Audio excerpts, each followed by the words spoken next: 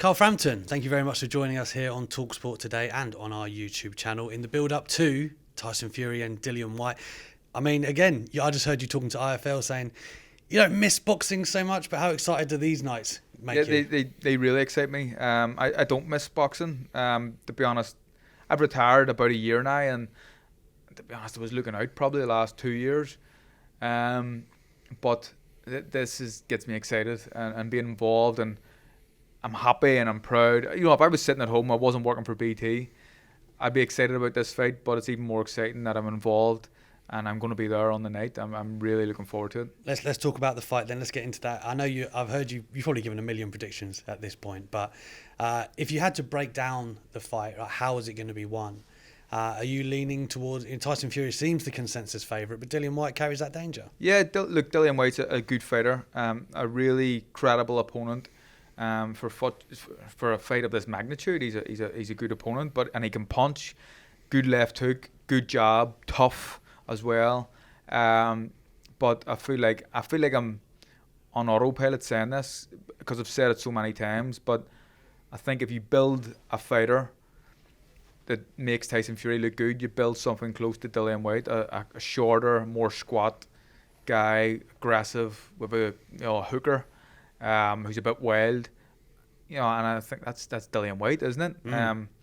He's more than a puncher's chance. I think it's a bit disrespectful to say that because he has got a good jab, and he's got bags and bags of determination, and probably a bit of a chip on his shoulder because people think that this is going to be an easy fight, but it's hard for me to see anything other than a Tyson Fury victory, and I think he may stop him later on. I mean, it's funny because Tyson's obviously got such a varied arsenal that, if you were someone like Tyson who could do pretty much anything, how would you tackle someone like Dillian Whyte? Is it in his interest to maybe jab on the outside and work? Well, look, I would, if I'm the coach, you're telling them to box him and go back to kind of the tactics we've seen in the first Wilder fight, where although it was a draw, everybody knows that he won that fight. Yeah. I think if it was me, that would be the tactics you would use. But he, who knows what we're going to see? Who knows? He may stand and have a fight with him. That's what he said. He said, "I'm just going to stand there and meet him in the middle of the ring and have a fight." But I don't know. Someone made an interesting point after all the years of ballooning up in weight and I suppose drink and drugs and everything else has been well documented. Maybe the second and third Wilder fight, them performances were because he can't do what he done previously in the first part of his career. He now has to stand and plant his feet. That might be the case as well, but I haven't been inside the training camp, and if Tyson is able to get up on his toes, that would be my advice to him, and I think it could be an easy night for him if he does that. I mean, you've shared cards with Tyson, of course, like since he returned, we should say. Like, how was it? What was it like, I guess, with his presence around the card and stuff? Have you seen him grow back into the performer that he is now? Yeah. Even more so, Tyson behind the scenes is a lovely guy and almost even a bit quiet. Just a nice, pleasant fella. You put a camera on him and he's a showman. But yeah, he's just full of confidence, isn't he? Mind games has been talked about a lot in the build up to this fight, and I think that Dillian Whyte has actually been pretty clever in staying away from Tyson and not being around him too much because he can make people look a bit silly. But yeah, I think that he's full of confidence, and in my opinion, it's really hard for me to see a way that Dillian can win the fight. Have you been able to get back on the same page as John? How's everything with that? I haven't seen him since our wee run-in, but look, it's all right. John's just a passionate dad, and he didn't like my opinion on the fight.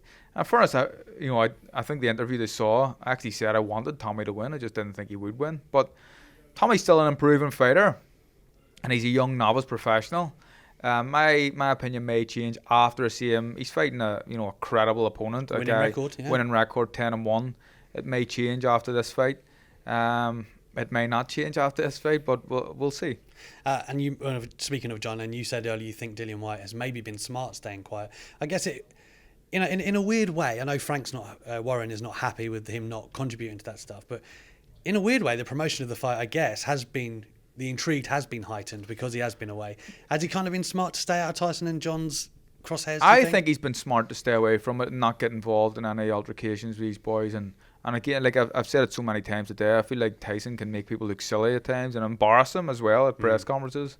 Very, very clever, very articulate, and he could get under your skin. So I think as long as he's meeting contractual obligations and promoting the fight reasonably, I believe that's what it says in the contract. I don't know what that means. That mean a few tweets or whatever.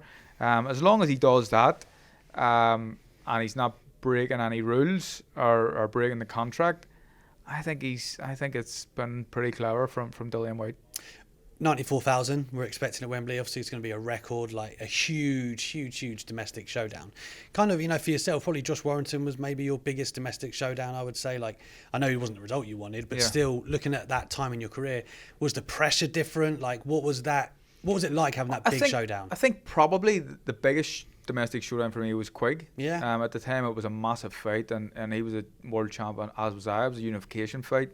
I've been talked about for so long. The pressure was really on me in that fight, and people expected that to be a slugfest, and I outboxed him, and I won that fight pretty convincingly, I thought. I agree. But I was clever in that fight, and I feel like Tyson Fury's very, very clever. I think there'll be pressure on him to kind of look good and look impressive. I think he might at some point listen to the crowd and go for the kill, but I feel for the first part of the fight anyway, he'll be reasonably clever and just try to use his boxing IQ. I mean, finally finishing here, this fight, obviously, whoever wins this has kind of a gateway to the undisputed fight, you would hope, for the heavyweight division.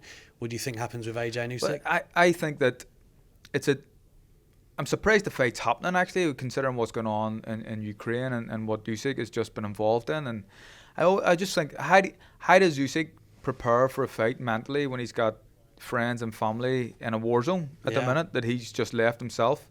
It'd be very difficult, I think, to prepare for that mentally. But even taking that out of the equation, I think that if AJ gets the tactics right, he could win the fight, and we would all agree that he got them wrong in the first fight, and he just needs to be a brute and impose his strength and push him down and get close to him and throw him around, and he didn't do any of that in the first fight. So a lot of people don't agree with me, but I think AJ can win this next fight, and I'd love to see AJ versus Tyson Fury for all the belts.